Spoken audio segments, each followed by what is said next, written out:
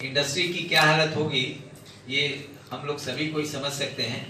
हालांकि हर एक सेक्टर इससे अफेक्टेड है, चाहे कमर्शियल है या डोमेस्टिक है या और अन्य लोग हैं, लेकिन इंडस्ट्री जो है वो लोगों को रोजगार देती है, यहाँ का प्रोडक्शन बढ़ाती है, यहाँ का टैक्सेशन कलेक्ट कराती है और डेवलपमेंट की तरफ बिहार को ले जाती है। उस पर यदि इतना भार पड़ेगा तो हम लोग का जो अनुमान है कि इंडस्ट्री इस भार को सह नहीं सकेगी। सरकार को इस पर अविलंब विचार करना चाहिए कि किस तरह से इंडस्ट्री सरवाइव कर सके।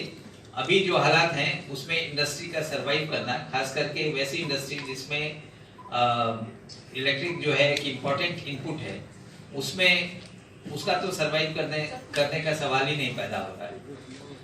इन्हीं बातों के साथ हम लोगों ने सरकार से डिमांड किया है कि कम से कम 3 रुपया का हम लोग को इंडस्ट्री को सब्सिडी दिया जाए ताकि इंडस्ट्री सरवाइव कर सके। इंडस्ट्री को प्रॉफिट नहीं होगा, इंडस्ट्री सरवाइव कर सके। अदरवाइज इंडस्ट्री जो है वो यहाँ की इंडस्ट्री जो इंडस्ट्रियलाइजेशन का पेस चल रहा था बिहार में पिछले 1 साल से 1.5 साल से, वो गड़बड़ा जाएगा और ये डी इंडस्ट्रियलाइजेशन की तरफ बिहार पुनः चला जाएगा।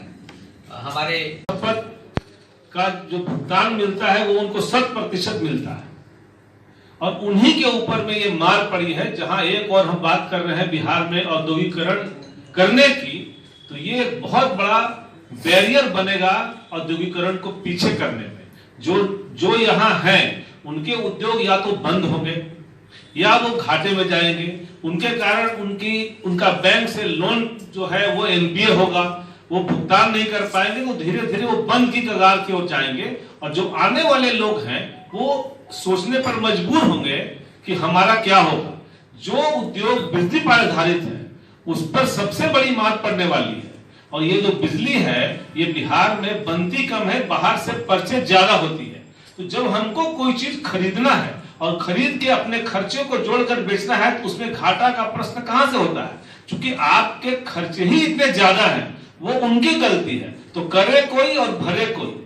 आज बिहार में लगभग 45% ये कहते हैं कि हमारा लॉस है इसके सप्लाई के बीच में। ये किसकी गलती है? ये गलती सरकार के उनके उपक्रम की है।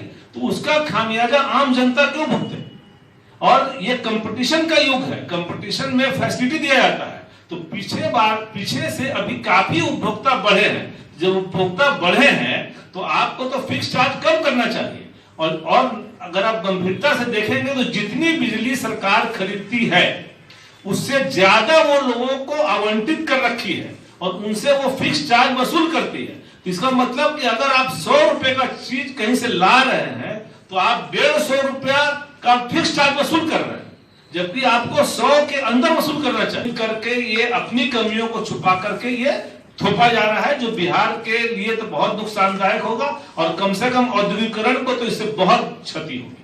Thank you. सब जो है नहीं पूरे बिहार में जो है मेरा पेन प्रॉब्लम ही है यहाँ नहीं कर पाएगा साइन करने में तो मिल जाए।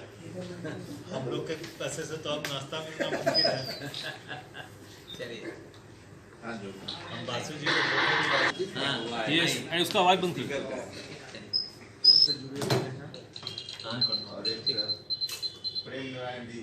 हाँ तो ठीक है।